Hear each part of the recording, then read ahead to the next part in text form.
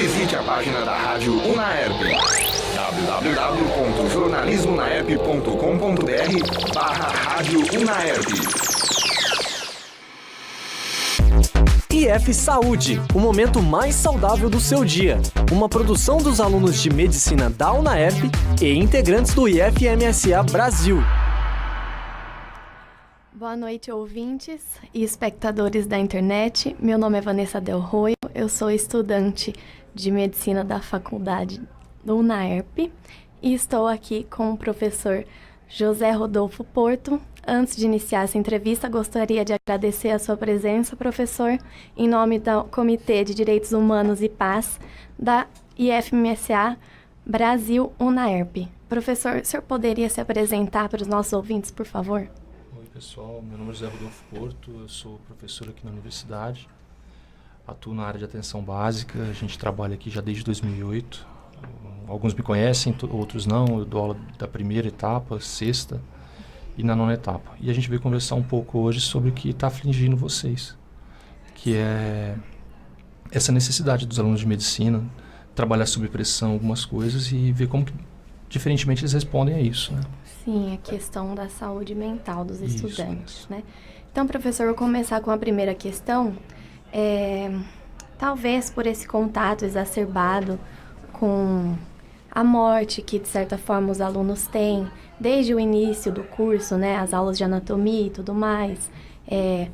Pacientes que já estão com agravos, doenças crônicas. O senhor acha que essa proximidade, ela pode interferir? Até de que forma que nós poderíamos estabelecer até onde o aluno de medicina deve se envolver, até onde ele deve ficar neutro? Sua participação como professor, também como colega de profissão e ex-estudante de medicina. Tá, então vamos por partes. A gente sempre preconiza uma coisa no curso de medicina, que é a relação médico-paciente. Essa coisa da empatia. O que é empatia? Eu me colocar no lugar do próximo. Existem pessoas que têm mais facilidade para exercer esse papel e existem outras que têm mais dificuldade. Sim. A gente vê isso no dia a dia com vocês. Existem alguns alunos que são mais tímidos, outros alunos são mais extrovertidos. O grande problema seria o amadurecimento da coisa, né? A gente ter condição de se colocar no lugar do próximo, eventualmente até sofrer com aquela situação, mas conseguir ter um limite entre isso. Entre saber o tanto que eu posso ajudar, o que eu posso fazer e o tanto que aquilo está me prejudicando. Isso, por experiência própria, pelo que eu vejo no dia a dia, são limites que a gente acaba encontrando e cada um tem o seu. Sim. A gente prepara vocês, alunos, isso é uma verdade de todos os cursos de medicina, pelo menos os que eu tenho conhecimento, para tratar as pessoas. Então nós os seremos, né, vocês, colegas de trabalho, vocês serão médicas, no caso, para ajudar as pessoas. Só que existe uma coisa que é inerente à vida, que é a morte. Sim. E, eventualmente, algumas pessoas não sabem lidar com isso. E os cursos de medicina, basicamente, não trabalham em cima disso, em aceitar a morte. Porque a gente tenta fazer com que o máximo que salvemos vidas.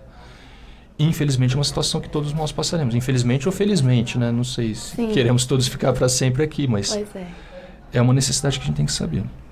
Sem dúvida nenhuma, a partir do momento que vocês começam a ver o sofrimento das pessoas, e nós aqui na Unaerp, especificamente, pelo modelo do curso, pelo conteúdo que a gente usa de matéria, pela inserção precoce de vocês na comunidade, vocês estão na segunda etapa, desde o semestre passado, vocês já vão para a comunidade, vocês veem pessoas, eventualmente vocês sabem dos sofrimentos das pessoas e das necessidades.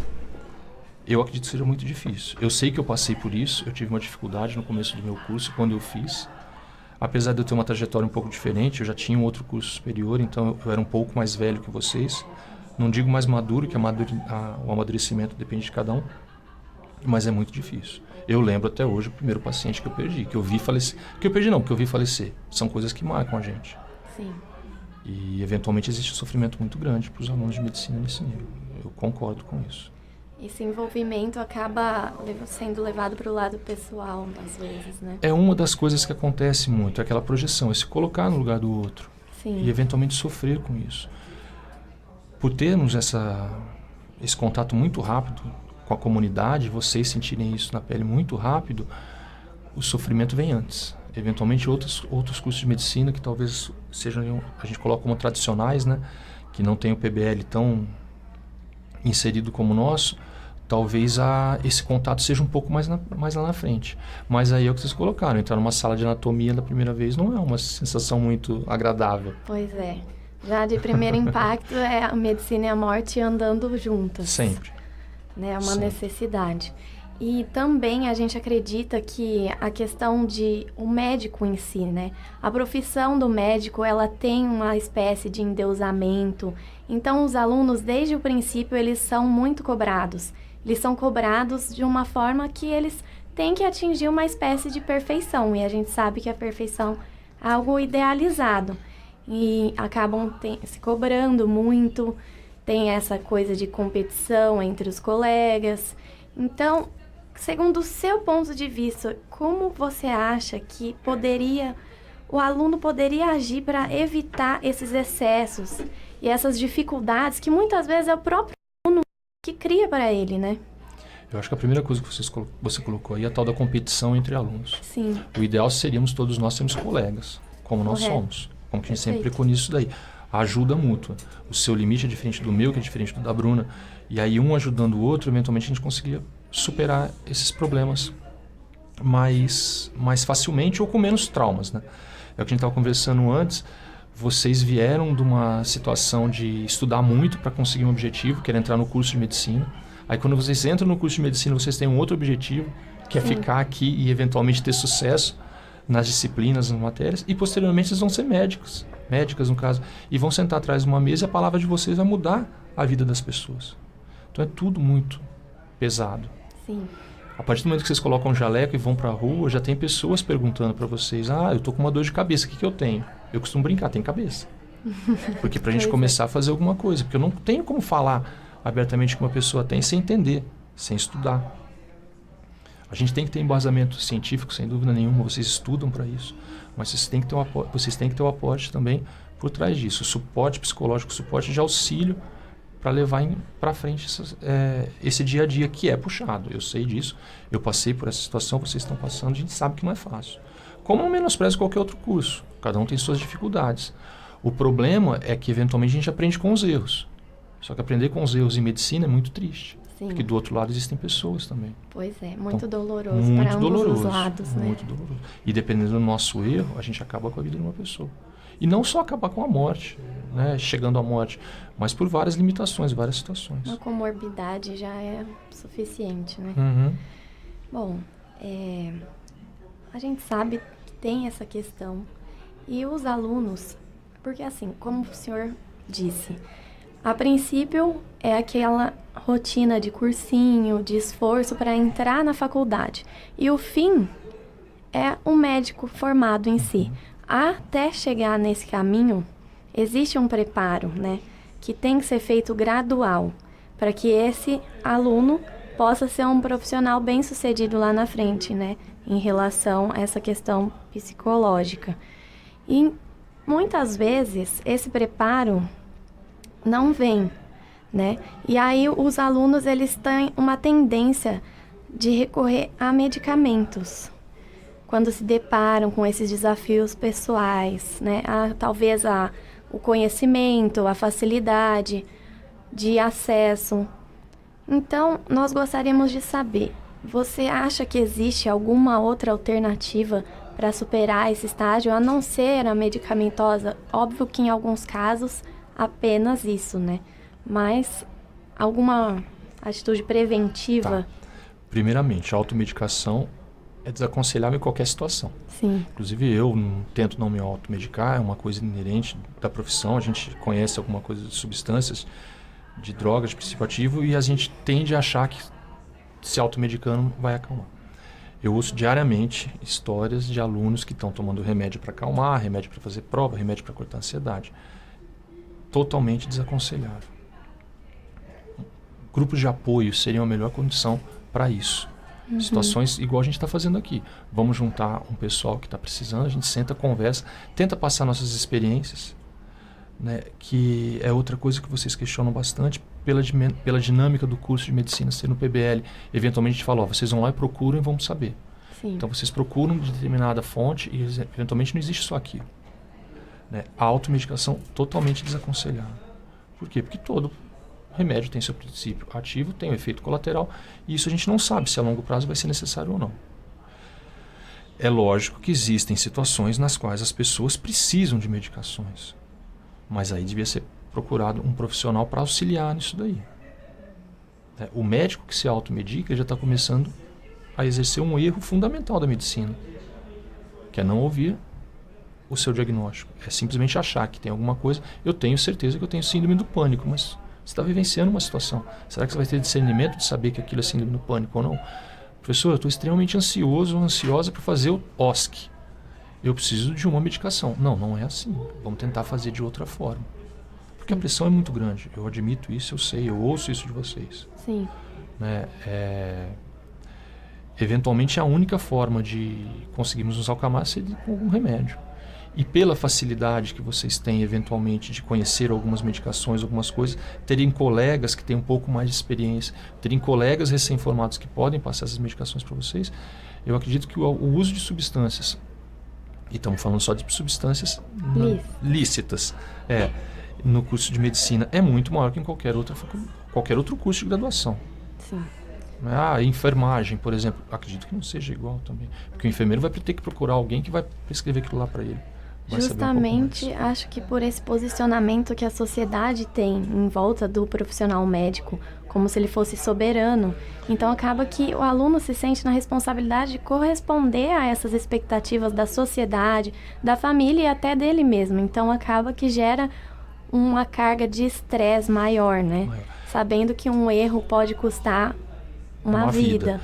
O que a gente coloca, principalmente pessoas um pouco mais humildes, elas realmente ainda colocam o médico como pessoas soberanas. A gente passou por situações aí de mudança de paradigmas, nos quais os profissionais médicos chegaram até a ser um pouco menosprezados, ridicularizados. Mas ainda a grande maioria da população nos coloca realmente, ele sabe tudo, vai cuidar da minha saúde. Afinal de contas, a gente está colocando bem maior na mão daquele profissional, que é a nossa saúde. Né? E isso, o estudante de medicina que começa a pensar dessa forma, ele já vai ter uma tendência a realmente se automedicar, a menosprezar determinadas situações, e não sei se isso vai ser tão benéfico para a saúde dele, não. Verdade. Eu acho que assim também, às vezes é uma pressão que acontece pelos próprios amigos mesmo. Sem porque dúvida. Você vê que um amigo seu saiu melhor na prova do que você, e aí você vai perguntar para ele o que ele fez. Sendo que vocês estudaram ao mesmo tanto. Aí ele fala, eu tomei tal medicamento. E aí você enxerga naquilo uma esperança para você também. E aí acaba que você adere àquele tratamento sem consultar um psiquiatra, sem consultar um profissional mesmo. Porque a gente não está apto a se medicar, igual você falou. Eu acredito que qualquer profissão de quem trabalha na área de comunicação sofre a pressão do público, sofre a pressão das pessoas que estão em torno. Nós que trabalhamos na área de saúde sofremos a pressão. Só que é exatamente o que você está falando, Bruno. Se meu amigo fez, eu vou fazer também, que vai melhorar para mim. Eventualmente, aquelas pessoas não respondem da mesma forma a determinadas medicações. Né? Não fomos vistos, não fomos analisados por pessoas que já têm uma noção de como usar aquelas medicações. E aí a gente vai usando erroneamente. E cria-se o hábito, para não falar o vício. Cria-se o hábito. Nossa, eu vou fazer prova, eu não consigo dormir antes da prova. Então, antes da prova, eu vou tomar determinada substância que vai me dar um sono, eu vou conseguir relaxar e dormir. E te dá segurança. E te dá segurança lá na frente. Né? Todo mundo já deve ter tentado fazer alguma coisa e errou em alguma coisa. Ou então, ao contrário, eu vou tomar um remédio para me deixar acordado para eu conseguir estudar demais. Porque eu tenho que passar a madrugada toda estudando, porque no dia seguinte eu tenho uma prova que é muito importante. Sim. A gente brincou, né? Você se sentiu mais aliviada quando terminou armazenamento do que quando passou no vestibular. Olha o nível de pressão. E eu brinquei com você, não é o seu exemplo, você só repetiu a fala de uma outra colega sua que me falou semana passada. Não é um exemplo isolado, né? Não é um exemplo isolado, de forma alguma. Professor, nós estamos com os dados aqui. 40% dos transtornos mentais mais comuns, 40% dos alunos são acometidos por esses transtornos. E a taxa de suicídio é de 4 a 5 vezes maior do que estudantes dessa mesma faixa etária de outros cursos. Então, são dados extremamente preocupantes. De que forma o senhor acredita que as escolas médicas podem reverter esses dados, pensando que a escola médica, ela tem como uma responsabilidade com esse aluno, com esse profissional. Esse profissional é um médico que está chegando na sociedade, é um médico doente, né? Vamos lá. Então, primeira coisa, os transtornos mentais mais comuns. Eu tenho ansiedade, eu tenho insônia, eventualmente alguma coisa que pode me mostrar de forma física, uma dor de estômago, uma dor de barriga, uma cólica. A ansiedade é muito comum e eventualmente isso pode aumentar para transtornos do humor, dentre eles a depressão. O ápice de uma depressão seria uma ideação suicida. Uma pessoa não ter mais esperança de vida e por algum motivo querer acabar com a própria vida. A gente vê isso em outras situações, em casos de esquizofrenia, alguma coisa. Mas especificamente, 40%, em média, né? Eu já vi estudos entre 30, 43, 44, e isso é diferente em diferentes pontos do Brasil. Eu tenho, agora que eu lembro de cabeça, algumas coisas aqui no interior do estado de São Paulo, eu tenho da Universidade Federal de Pernambuco, alguns dados, e eles mostram exatamente isso. Que pelo menos 30, 35, 40% dos estudantes de medicina relatam algum desses transtornos mentais mais comuns. Existem questionários, scores que são auto-aplicáveis, a gente pode usar isso daí como parâmetro, mas é uma coisa muito preocupante mesmo. Sim. Daquela forma que eu saio do cursinho, eu entro na faculdade, em 2, 3 meses eu estou trabalhando e cuidando da saúde de alguém, responsável a responsabilidade eventualmente não se dá conta. Volto a falar, o ideal seria, aqui na universidade nós temos um apoio para esses estudantes, a gente tem já contato com os professores da área, a gente tem contato com o pessoal da psicologia, eles atendem esses estudantes quando necessário, a gente tem como orientá-los a ir lá. Existem setores aqui da universidade que fazem isso. O grande problema é a gente identificar isso daí. Né? Então vocês, no dia a dia de vocês, em contato com os colegas, se existe alguma situação, tentar dar o apoio para esse colega naquele momento e levá-lo até o setor adequado. Volto a falar, quanto mais discussão, mais conversa, melhor. Né? A partir do momento que a gente consegue dialogar, consegue trocar essas informações, consegue fazer com que a orientação chegue nos alunos e eventualmente vai chegar naqueles alunos que têm mais necessidade, menos problemas eles terão. Imagina uma situação de um aluno chegar a um nível de desespero de tentar suicidar-se, ou de pensar nisso daí. Porque só de pensar, já ter uma ideação suicida, a gente já tem que intervir. Sim. Porque a partir do momento que eu penso nisso, que eu vejo que eu não tenho mais valor, e o parâmetro disso é muito diferente de um para o outro. Eu mensurar a preocupação de vocês com prova, eu não consigo ver isso. Por quê? Porque eu já passei. E eventualmente para vocês isso é o que é mais importante hoje. Eu já tive conversa com alunos que não queriam fazer determinadas cirurgias para não perder o estágio. E a minha orientação foi a mesma dos coordenadores do curso. Vai cuidar da tua saúde. Porque eventualmente isso é muito mais importante. Justamente. O curso vai continuar aqui. Sim. Só que aí existe aquela coisa da imposição da sociedade, a qual vocês pertencem, a sociedade de alunos de medicina. Pô, todo mundo conseguiu, todo mundo vai se formar e eu não. Sim. A pressa de formar, a pressa de entrar logo no mercado, tudo. Acaba sendo formado A pressão de casa, né? né? E aí forma-se esse estereótipo que você está falando aí. Um estereótipo que muitas vezes o aluno, o estudante, ele tem como objetivo passar essa imagem. Tem que mostrar Ele resultado. tem que mostrar, exatamente, independente de ter ou não, de ser ou não, mas ele precisa passar para as pessoas que vivem ao redor dele, para os amigos, para a família, de que tem um certo controle da situação, e muitas vezes não tem. Então, eu vejo que esse constrangimento em assumir, talvez uma fraqueza, se assumir como doente, né, um futuro médico doente, isso acaba ajudando e acentuando ainda mais esse problema. Você acha que os alunos, eles têm algum motivo por esse constrangimento em busca por um profissional? Vamos pensar assim, eu acho que para o médico admitir que ele está doente é muito difícil. Porque é bem isso. Nossa, eu fiquei doente. Como que eu fiquei doente se eu sei de tudo que podia fazer para não ficar e eu fiquei doente? Mas isso é do ser humano. Isso é do ser humano.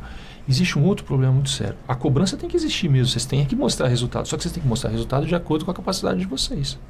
E isso parte da forma como que nós estamos ensinando vocês. A partir do momento, a gente brinca, a matéria dada é matéria cobrada. Sim. Tudo bem, a gente vai cobrar aquilo ali, mas vocês estão tendo a capacidade de absorver aquilo. E a partir do momento que eu não tenho mais a capacidade de absorver, eu vou entrar num grau de ansiedade tão grande e de estresse tão grande que eu não vou conseguir mais responder a outras coisas. Eu vou deixar de sair vários dias. Legal, vou deixar de sair vários dias. Mas eu vou ter um momento, eventualmente, de relaxar. Sim. De ter que fazer uma outra coisa, senão eu não consigo mais sobreviver. Isso é muito difícil. É outra coisa que eu ouço diariamente de vocês. Nossa, a gente não consegue fazer alguma coisa desde não sei quando. Por quê? Porque eu tenho que estudar para isso. Eu tenho que estudar para aquilo. A matéria Sim. nunca acaba. E nunca vai acabar. Você nem Já encontra o falo para equilíbrio. vocês isso. Nunca vai acabar. Existe uma coisa que a gente fala que é um transtorno, que é uma síndrome no caso, né? Que a gente chama que é a síndrome de Burnout. Não sei se vocês chegaram a ver. Que é exatamente isso. É o estresse do profissional. E pode ser o profissional formal para aquilo ou informal. A gente vê muito isso, por exemplo, em cuidadores de pessoas idosas. A gente vê muito isso em professores, em docentes. Estamos vendo em aluno. Existem muitos estudos com síndrome de Burnout em residentes médicos. Né? Eu tenho relato de colegas que a gente se formou junto, que a gente mantém grupo de WhatsApp, grupo, de ter relatado síndrome de Burnout. Por quê? Porque é essa pressão. Então, essa pressão vem desde a época da faculdade. Sim. Né? E, eventualmente, passa para o nosso dia a dia. Sim. Então, professor, como uma última questão para a gente encerrar a nossa entrevista, o senhor acredita, então, como uma medida profilática, uma prevenção? Então, como o senhor já disse, em equilíbrio, atividades, balancear sempre prática de atividades físicas, o lazer e tudo mais. O senhor acha que em algum momento a grade de medicina poderia ser um pouco mais flexível para possibilitar isso para os estudantes? Eu acredito que você falou a palavra-chave, é balancear. Não necessariamente alterarmos a grade de medicina, é uma coisa que tem que ser estudada, e eu não faço parte disso, mas eu acho que, assim, no dia a dia nós temos que ter horário, temos que ser regrados nesse sentido. E vocês têm que ter horário para extravasar. O problema é a forma com que se extravasa. Se eu estou estressado para estudar e eu quero extravasar de que forma? Então eu vou beber. O índice de bebida alcoólica nos estudantes é muito alto. O exagero, né? O exagero, o excesso. Né? Perfeito. Eu acredito que se conseguíssemos balancear isso daí. Eu tenho meu período de estudo. Eu tenho meu período de estudo interno da universidade e fora da universidade. E, eventualmente, eu tenho meu período de lazer também. Vocês necessitam disso. Todo mundo necessita disso. Atividade física. Se a gente falar de atividade física, é uma atividade de relacionamento. Procurar por atividades físicas que causem relacionamento entre as pessoas, que causem um contato entre todas as pessoas. Quimicamente falando, a gente tem liberação de várias substâncias, as endorfinas estão aí e causam bem-estar. Né? E, junto com isso, tentar ao máximo não se penitenciar, não transformar o estudo em penitência. Tentar fazer com que o estudo seja prazeroso. Que é coisa melhor do que estudo em grupo, desde que o estudo seja coordenado e orientado. Discutir é a melhor forma que vocês vão ter de trabalhar, porque senão realmente vai ficar maçante para vocês. E aí essas coisas vão ter que ser substituídas, mexendo numa grade curricular, mexendo no estilo de estudo, mexendo no jeito que vocês estão. O tipo de... Como que eu vou falar? O processo pelo qual vocês passam aqui no PBL é extremamente... dá uma independência muito grande para vocês, mas causa a necessidade, eventualmente, de procurar coisas, e aí vocês acham que não estão preparados para isso. Outra coisa que eu ouço muito. Eu entrei aqui, quando eu vi que era PBL, eu fiquei desesperado. Passou 2, 3 meses, eu não consigo ficar sentado numa sala de aula ouvindo pessoas falarem, porque eu estou mais dinâmico. Então, passar essa dinâmica para as outras coisas também. Para as atividades de prazer, de lazer, de prazer, atividades necessárias para o curso de medicina e as atividades extra aí de vocês. Perfeito, professor. Mais uma vez agradeço a sua presença, a sua atenção. Então, essa foi a nossa entrevista em relação à saúde mental do estudante de medicina com o professor José Porto. Meu muito obrigada aos nossos ouvintes e espectadores da internet. Você ouviu uma produção da Medicina na ERP e integrantes da IFMSA Brasil. IF Saúde. O momento mais saudável do seu dia fica por aqui. Visite a página da Rádio Unaerp, www.jornalismonaerp.com.br/Rádio Unaerp.